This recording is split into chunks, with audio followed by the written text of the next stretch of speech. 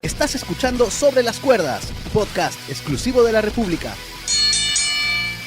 ¿Qué tal, amigos? ¿Cómo están? Bienvenidos a un nuevo episodio de Sobre las Cuerdas. Hoy, viernes 29, los saluda Julio Estrada y está aquí al frente mío el hombre de la polémica, la controversia de la lucha libre, Juan Sergio Balsania. ¿Cómo estás, Sergio? Hola, Julio. Hola a todos, nos escucha de Sobre las Cuerdas. Bienvenidos a un nuevo programa del recuerdo, viernes para recordar. Así es. Me quedé. ¿No? Me colgué, ¿no? Se quedó, control. Sí, dije, ¿dónde está Roberto que le gusta presentarlo? El don spoiler. Sí, el tema antes de que se comience a hablar de él. Sí, la NWO, la traición de Hulk Hogan, el turn heel que cambió el panorama de la lucha libre en ese momento, y el stable que, bueno, fue blueprint para lo que vino después en la lucha libre, importantísimo, ¿no? Importantísimo. Tal vez, y arranco de una vez con la pregunta, Sergio, para ti, ¿el stable más importante de la historia de la lucha libre? Sí, por supuesto. No, es innegable que un stable que genera que una empresa se vaya para arriba y después se vaya para abajo en ¿cuánto? 4 años. Más o menos. No le puedes negar la importancia. Independientemente del buqueo y del trabajo que se hizo con ellos, la influencia que tuvo la NWO, el primer turn heel de un personaje que nadie pensaba que iba en algún momento a ser villano, fue otro momento que complementó muy bien en la rica historia de esta facción. Y era más o menos lo que en esa época necesitaba WCW, ¿no? WCW ya venía llenándose de estas estrellas, mejor dicho, ex estrellas de WWF, ya un poco mayores, que todavía mantenían esta filosofía de los tipos grandes de la era dorada, ¿no? Porque en WCW pues teníamos a Hulk Hogan, Randy Savage, Lex Luger, que habían tenido éxito en la NWA y en la WWA, Sting, Ric Flair, mientras que WWF ya daba algo diferente con esta nueva generación, ¿no? Con Bret Hart, Shawn Michaels, Razor Ramon. Entonces, WCW trae este concepto que para Estados Unidos fue nuevo, en el que primero tenemos el turn heel que nunca habíamos esperado ver. ¿Cierto? Y después tuvimos este ángulo pues que revolucionó pues la lucha libre. Bueno, tenemos la NWO como una facción que apostaba algo distinto de lo que apostaba WWF, WWE, como quieran llamarlo, ¿no? En aquel momento teníamos en WWF, WWE a un héroe americano como Hulk Hogan, quien tomó la aposta fue Lex Luger y siempre ganaban los buenitos de alguna manera u otra. ¿No? Teníamos, por ejemplo, dos personajes que terminaron yéndose a WCW, como eran Macho Man Randy Savage y Hulk Hogan, que formaban los Mega Powers, ¿no? Contra los Mega Bucks, ¿no? Que eran algo así como los buenitos contra los malitos y siempre ganaban los buenitos. Entonces, NWO, ¿no? Como stable, rompe con todo eso. Sí. ¿No? Desde el inicio eran los malos fuertes, los malos que podían hacer trampa, pero nunca los ibas a ver huyendo. Y que siempre, o sea, bueno, en ese momento, claro, ¿no? Antes de la llegada de NWO, si tú veías stables, de repente en WWF no estaba tan cuajado esto de los stables. Por lo general se lo dejaban siempre a los heels, ¿no? Que tenían que agruparse para enfrentarse al héroe solitario. Aquí no, este grupo se convirtió en una amenaza para toda una compañía que los luchadores face en este momento tuvieron que juntarse para defender pues sus fueros, ¿no? Entonces se creó prácticamente dos compañías paralelas, ¿no? NWO y WCW, que se enfrentaban continuamente. Vamos... Que de hecho en algún momento incluso tuvieron la osadía de intentar tener su propio pay-per-view y sus propios títulos. Que también lo vamos a comentar, ese pay-per-view malísimo, pero... Sí, fue muy malo. Pero... Ahora vamos desde el comienzo. Empieza todo cuando llegan los Outsiders a WCW. ¿Quiénes son los Outsiders? A ver, continúa, Sergio. Ah, caray. Scott Hall te estoy dejando la posta del relato. El tag. No, Scott Hall y Kevin Nash ingresan, invaden en algún momento la programación de WCW y amenazan, intentando hacer referencia de que venían enviados por alguien. Ajá. ¿No? Recordemos que esto es 96. Más o menos. No hay internet, la gente es más críptico, es más misterioso lo que sucede en el mundo de la lucha libre. Entonces, no había tampoco estos contratos que te obligaban a descansar 6 meses antes de ir a otra compañía. Entonces, había fanáticos que vieron a Razor Ramon y Diesel ir de una compañía a otra con una sorpresa total, pues, ¿no? Claro, O sea, porque ya habían estado muy poco tiempo atrás en la empresa rival. Ajá. Ya se había visto antes con la aparición de Lex Luger y de otros luchadores, pero la intención de Scott Hall y Kevin Nash era distinta. Ellos decían que venían a invadir, ellos no lo decían directamente, pero... Ellos decían que traían guerra, Ajá, ¿no? ajá. Entonces ellos se hacen llamar los Outsiders, comienzan a ganarse la antipatía de todo el locker room, comienzan a tener ángulos ahí con varios luchadores, comienzan a invadir las cabinas de transmisión, o sea, comienzan a hacer... 102, solo Sí, dos, ¿no? ¿no? Solo dos. Eso era lo que volvía más interesante la línea argumental, porque tú no sabías, porque ellos prometían siempre sorpresas, ¿no? Se viene una sorpresa, se viene una sorpresa, se viene una sorpresa. Incluso en algún momento cuando en una de sus primeras promos acusaban que ellos, bueno, WWF había sido responsable de un apagón que había sucedido 2 meses antes, ¿no? Y que había dejado sin programación a WCW y bueno, aparte que les costó una demanda, ¿no? Mandaban muchos guiños de que ellos eran los enviados del tío Vince, Ajá. ¿no? A invadir y a destruir. Y eso lo hacía incluso mejor. Ajá. Entonces, esta confrontación tiene un punto neurálgico. Me parece que el evento es Bash at the Beach. Sí, Bash at the Beach. 96. En el cual los Outsiders anunciaban que tenían un tercer compañero. Y no lo anunciaron hasta el mismo día del evento. Era Scott Hall, Kevin Nash y su nuevo compañero contra Randy Savage, Lex Luger y Sting, que eran los representantes de WCW. Y no se sabe quién es el nuevo, no lo anuncian, incluso la lucha empieza 3 contra 2. Cuando cuando Scott Hall y Kevin Nash están comenzando, bueno, a hacer sus trampas y todo lo demás, y dominando a la tripleta Hill, aparece a hacer el salve Hulk Hogan. Ajá. Hulk Hogan que no se le había visto por un tiempo. Pues WCW jugaba con esto de la supuesta campaña presidencial de Hulk Hogan, que era, bueno, una excusa para tenerlo afuera.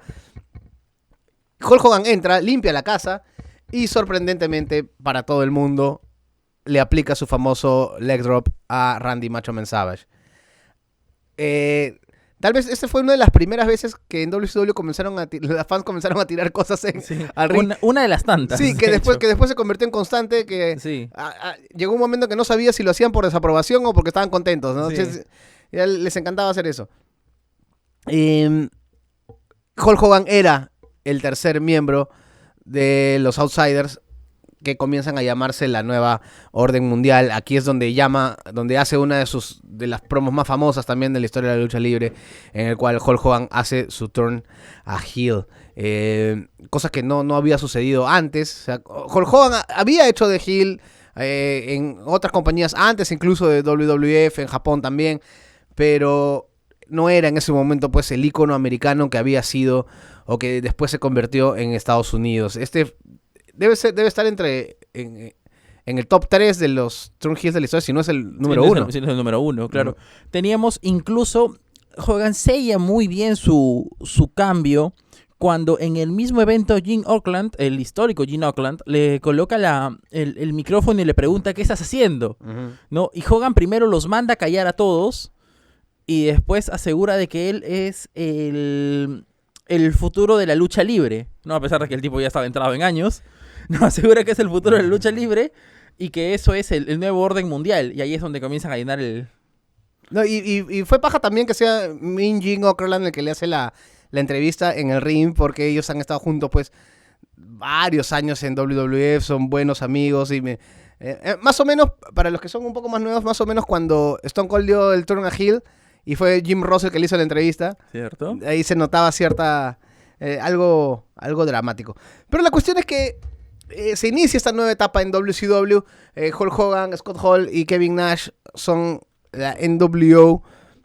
Y acá es donde el chip de la expansión en NWO empieza, ¿no? Es este concepto que Eric Bishop lo trajo de New Japan Pro Wrestling y lo aplicó en Estados Unidos muy bien. Comienzan a entrar más miembros. ¿Cierto? Ahora, yo tengo una cosa media rara con la NWO, porque yo sé de la importancia que tuvo NWO. Lo califico también como el stable más importante de la historia de la lucha libre, pero yo al momento que yo chapo en NWO en Canal 5, en Gladiadores, ya era este stable grande, enorme, con un montón de luchadores que siempre se metían a las luchas, que cambiaban constantemente de miembros, y yo odiaba la NWO. Porque, claro, pues yo era un niño mirando cómo este stable de luchadores heels atacaban siempre a los face. Entonces yo, siendo seguidor de Goldberg, seguidor de Sting, de Diamond Dallas Page, que es uno de mis luchadores favoritos de WCW, miraba pues como la NWO se apoderaba prácticamente de cada programa. Yo era Wolfpack. No, claro. Yo tenía mi polito de Wolfpack que mi mamá me compró en polvos azules. Teníamos, claro, estamos hablando ya de la división de la NWO, ¿no? Claro, sí, ahí no estamos saltando demasiado. Julio Estrada, por favor. Puso la estrellita de Mario y comenzó a correr, Julio. Sí, es que... No, es que... Es mucho. No, es que claro, si vamos a ponernos al ingreso de cada luchador, nos vamos a quedar aquí hasta mañana. Bueno, hay un momento icónico dentro de todos, ¿no? Que es la primera vez que Hollywood Hulk Hogan gana el título mundial. Lo hace derrotando a The Giant, ¿no? O sea, que lo gana como miembro de NWO. Como Hollywood. Claro, como Hollywood, ¿no? Y después, bueno, el tour de The Giant y los ingresos, se podría decir que hasta injustificados, ¿no? Algunos, sí, algunos. Lo que pasa es que lo que quisieron dar a entender es que la NWO se hacía cada vez más fuerte y todos querían ser parte de la NWO porque se ponía como una alternativa a WCW. Entonces veíamos, primero los ingresos de Giant, de... Vincent, ¿no? Bueno, Vincent, que era como un enforcer. Claro. Estaba Abe of Bagwell. Claro. Y traiciones, ¿no? Como por ejemplo la de... Scott Steiner a su hermano Rick. Entran Brian Adams, entra el discípulo. Creo que el discípulo es Brutus Beefcake, siempre estuvo amigazo de Hogan. Y de repente ha sido el personaje más relevante que tuvo Brutus Beefcake en WCW. En toda su carrera, de los miles que tuvo. Bueno, se puede decir que el barbero en WWF como que algo tuvo, ¿no? Pero en WCW pues fue Zodiac, fue Who. No, Who fue Jim Neidhart. Pero tuvo miles de personajes hasta que el discípulo, por lo menos, alguna razón de ser tenía, ¿no? Claro. Conan, Kurt Hennig. Randy Savage. Savage. Entonces tú veías luchadores... O sea, Randy Savage, ¿cuánto? 4 meses antes había estado luchando. Ajá. O sea, contra ellos, incluso en una de las peleas, supuestamente lo lesionan, ¿no? Y después se voltea inexplicablemente, ¿no? O sea... bueno, Brian Adams, ¿no? Teníamos incluso a Dennis Rodman, ¿no? El basquetbolista, sí. ¿No? Hay algo bien paja que me gustó que hizo WCW, porque tenía a Dennis Rodman con la NWO y Carl Lewis con DDP, la WCW, y fue muy paja. Bueno, el otro lado, ¿no? Ajá. Y por más que uno era niño, sabía que estos eran estrellas del básquetbol, ¿no? Me acuerdo que en esa época recién se empezaba a tener cable y ESPN pasaba un partido de básquet nomás, lo pasaba todos los días, que era una de las finales de los Chicago Bulls contra los Utah Jazz, y ahí tú veías a Dennis Rodman, Michael Jordan, Scottie Pippen, el otro lado tenías a Carl Lewis. Entonces uno ya los reconocía, pues, y decía, man, ya, o sea, esto es otra cosa. Claro. No, podías relacionar y armar un pequeño universo dentro. No, bueno, a partir de allí se arma una lucha en la que se ve incluso involucrado Sting. Sí. ¿No? Sting forma equipo, si la memoria no me falla, con Lex Luger y Randy Savage, ¿no? Que era un 4 contra 4 con un falso Sting de la NWO. Ajá. ¿No? En el momento más álgido de la lucha, ¿no? Sting demuestra su lealtad, pero termina ofendido con Lex Luger, que en ese momento era su compañero, su amigo, y se retira de la lucha. No, y a ver, corrígeme ahí, ¿eran War Games en ese momento? La lucha, no me acuerdo. Creo que sí. Más bien yo estoy atento, que tú me estás contando la historia. Ah, ya, perdón. Dale. ¿No? Entonces, Sting, a partir de ahí, se podría decir que se va de la programación, ¿no? Y comienza a desarrollar el mejor personaje, creo que Sting tuvo en toda su carrera, ¿no? Que es el Cuervo. Ajá. No, porque antes era no vamos a decir una copia, pero era muy idéntico al Ultimate Warrior. Sí, y aparte era face chapado a la antigua, pues, ¿no? Todo era alegría, felicidad, muy ingenuo. Sí, hay un chiste recurrente en la lucha libre que Sting debe ser el luchador a quien más a veces han traicionado en la Sí. historia de la lucha libre, Ric Flair siendo el que más veces lo ha hecho. Y sí, cuando Sting comienzan a salir las viñetas de Sting, uno, y con el rostro pintado de negro y blanco, uno comienza a imaginar que tal vez iba a ser un miembro más del NWO, pero más bien Sting comienza a convertirse en el enemigo más férreo del NWO. Cierto, y protagoniza muy buenos segmentos, por ejemplo, los que tenía, en los que descendía del estadio, ¿no? Golpeaba con su bat de béisbol negro, volvía a subir y así, ¿no? Y los tenía atemorizados completamente. Bueno, el ángulo continúa con éxito, porque para este momento WCW ya ganaba las Monday Night Wars. La gente, lo que pasa es que a la gente lo que le gustó es no necesariamente tomar partido por un luchador. Le gusta un luchador, se compran las camisetas de ese luchador y apoyan a ese luchador. Pero acá tenían un equipo por el cual, al cual admirar. Entonces los niños podían entre todos comprarse sus polos de NWO. Había como que una especie de sentido de pertenencia. Los NWO eran los chicos malos del colegio a los cuales los chicos siempre quieren formar parte, ¿no? Es que cuando tienes un grupo tan nutrido, es más, demora más el tiempo en el cual te cansas de él, ¿no? El caso, vamos a tirarlo 20 años después, John Cena te llegó a aburrir a los 2, 3 años porque estabas aburrido del mismo personaje. No, en cambio, en NWO tenías el micro de Hall, el micro de Nash, el micro de Hogan, entonces se podía jugar con algo más. No, claro, que es lo que no sucedía en aquel momento. Y más allá de la novedad, por supuesto. Entonces hay problemas en la formación original de NWO. Y se forma lo que para mí era mi segmento favorito de NWO. Kevin Nash se abre del NWO Hollywood y forma la NWO Wolfpack con Randy Savage, Lex Luger, Conan, Kurt Hennig, pero por muy poco tiempo porque después los traiciona. Y últimamente el que ingresa último es Sting. Ya, el Wolfpack es el momento en que yo ya comenzaba a ver claro. WCW en la televisión infancia nacional. de Julio Estrada. Y yo era adolescencia en realidad. hincha del Wolfpack, pero recontra hincha. O sea, si era chévere estar con los chicos malos de NWO, más chévere era estar con los chicos malos rebeldes que se rebelaban ante este grupo dominante. Bueno, pero tampoco es que tuvieran mucho peso, ¿ah? No, pues porque no duró mucho. No había contrapeso, o sea... Yo no sé cómo no siguieron con lo del Wolfpack o cómo malograron al momento en que juntan todos, que ya vamos a llegar a ese punto, cuando tenía tanto potencial la jauría. No, en su punto más alto, ¿no? La NWO Hollywood llegó a tener 18 personas. Imagínate. ¿No? Bueno, también contemos que hay managers y todo lo demás, ¿no? Y el Wolfpack en su mejor momento tuvo 6.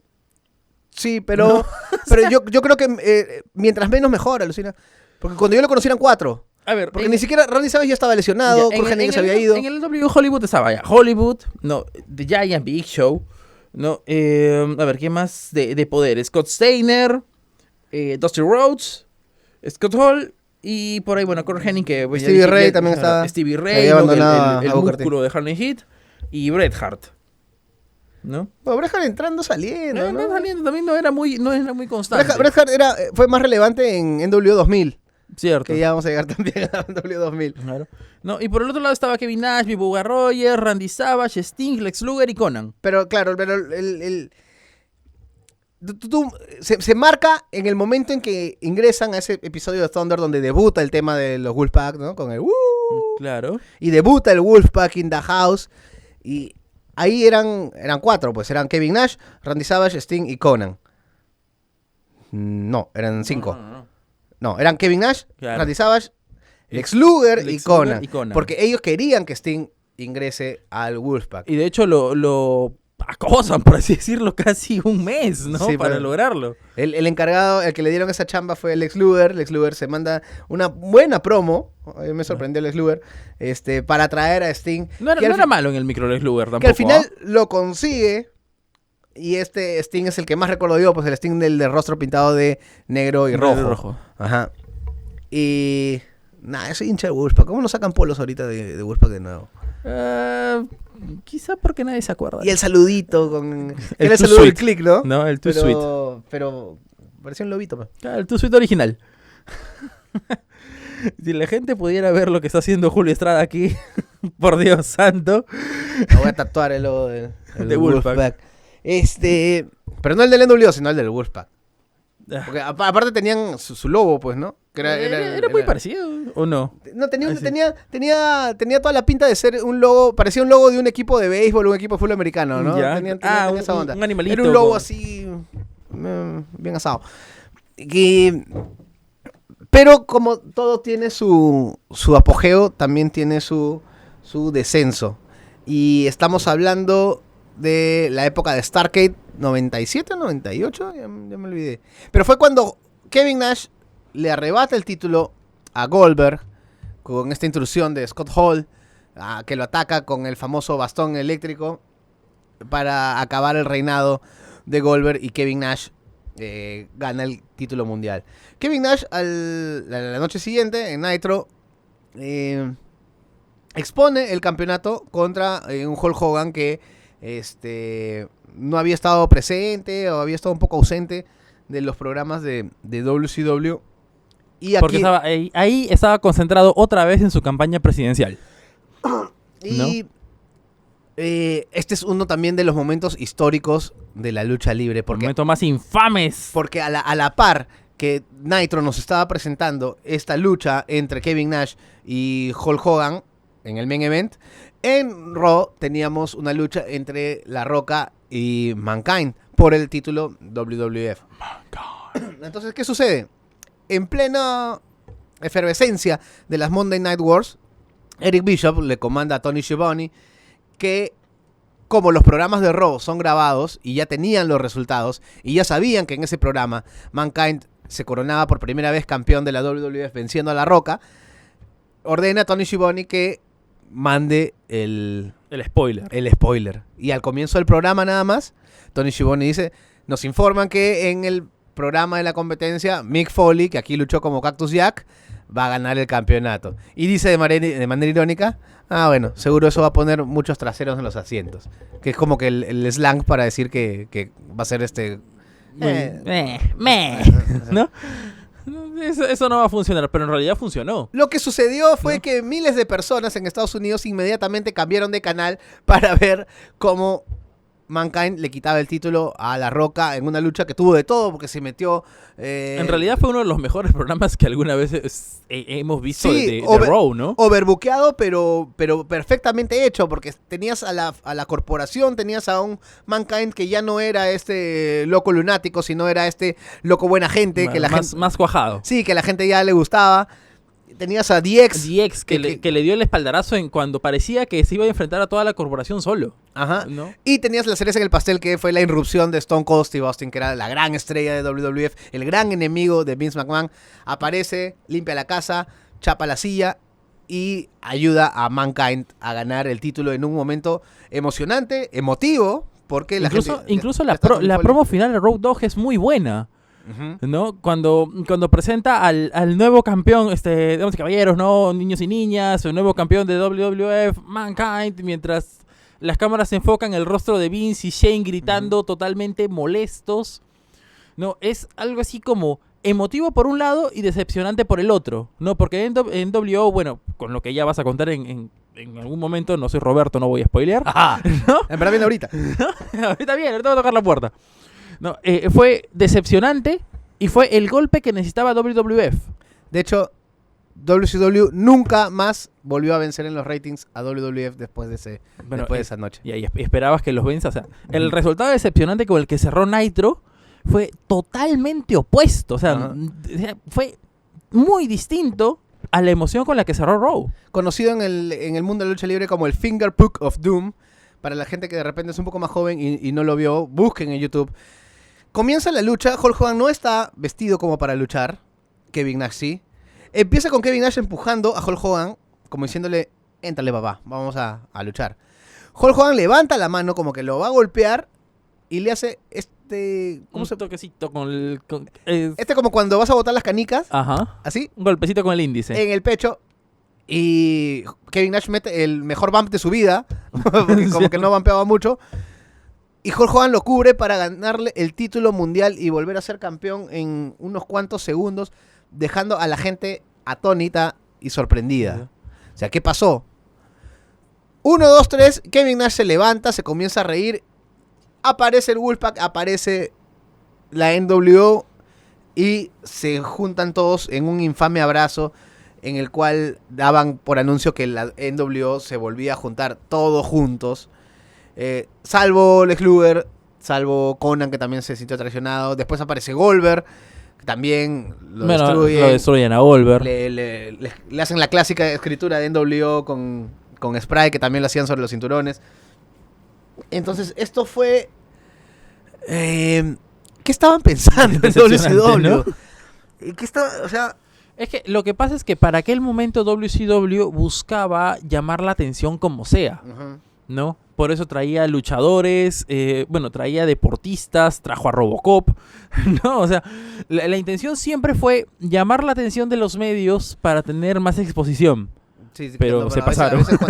A veces cuando quieres hacerte del graciosito. Del sorprender o del innovador, ocurren cosas como esta. La gente no estuvo nada contenta. Este fue el inicio, pues, de la debacle. ¿Qué fue peor?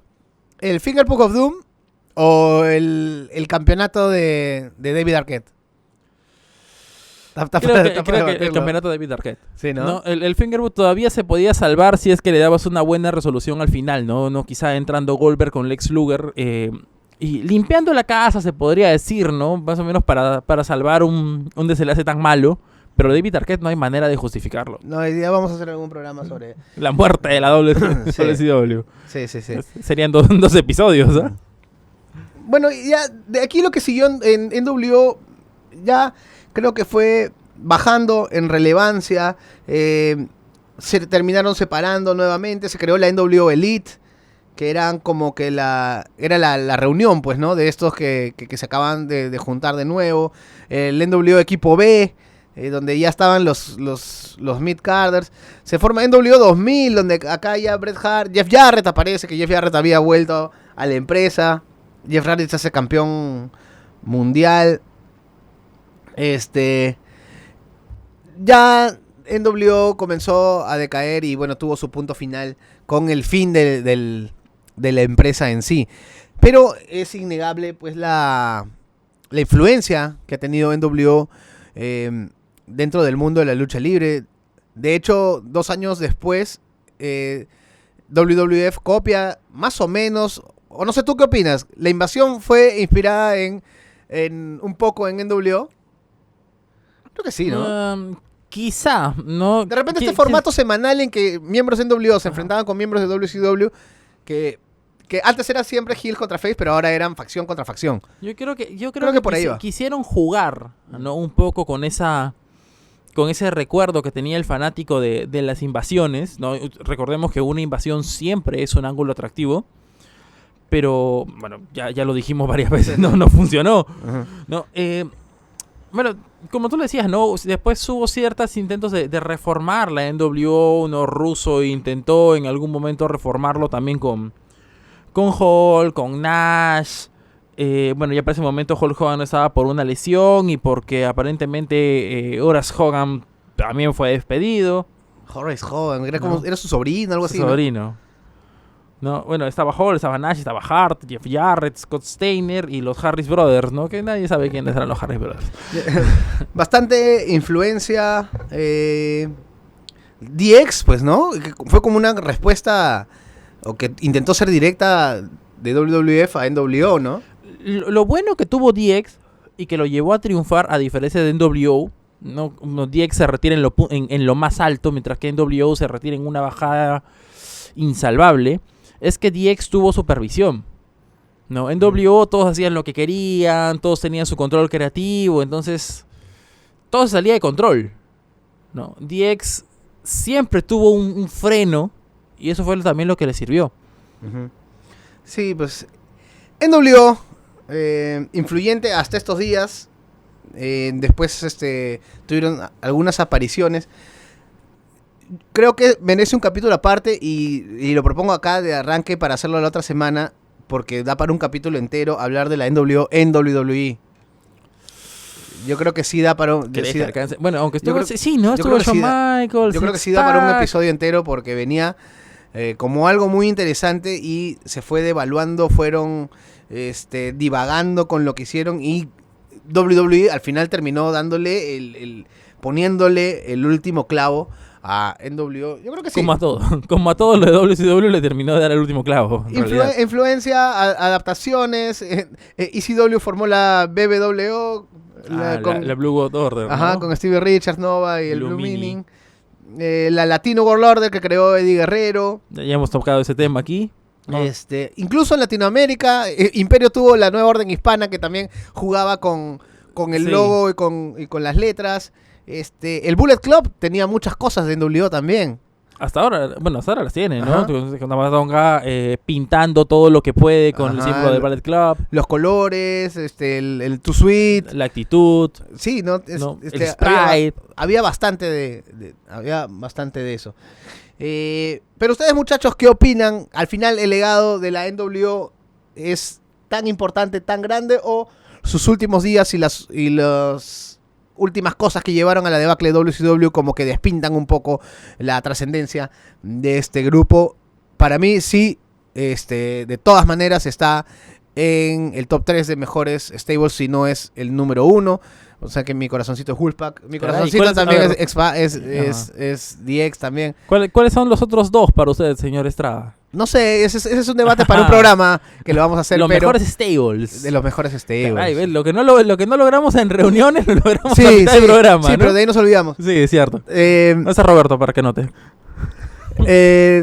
NWO, New World Order, Too Sweet, dejó muchas cosas que hasta ahora se siguen aplicando. Gracias, Sergio. Gracias, Julio. Gracias a todos nuestros amigos, nuestros escuchas que nos acompañan programa a programa. No se pierdan la parte 2, ¿no? Porque ya Julio lo ha firmado que vamos a tener la segunda parte. Así que, nada, espérenos porque se vienen mejores cosas. Sí, en WWE hay bastante para hablar ahí. No se olviden de entrar a larepublica.p/podcast, donde pueden encontrar los programas que la gente de la República hace con mucho cariño para ustedes sobre diversos temas, incluyendo Sobre las Cuerdas, donde hablamos sobre el deporte espectáculo que nos apasiona, como es la lucha libre. Les habló Julio Estrada. Nuevamente, gracias, Sergio. Gracias. Y en Facebook ustedes pueden también ahí entrar, comentar qué recuerdan del NWO. Es tan importante como acá lo hemos querido pintar. O no, de repente, o no han visto, Como el humo que estamos vendiendo. o no han visto mucho. Ya saben que tienen ahí a la meca de la lucha libre, que es YouTube, para ver varios sucesos importantes en la historia de la lucha libre.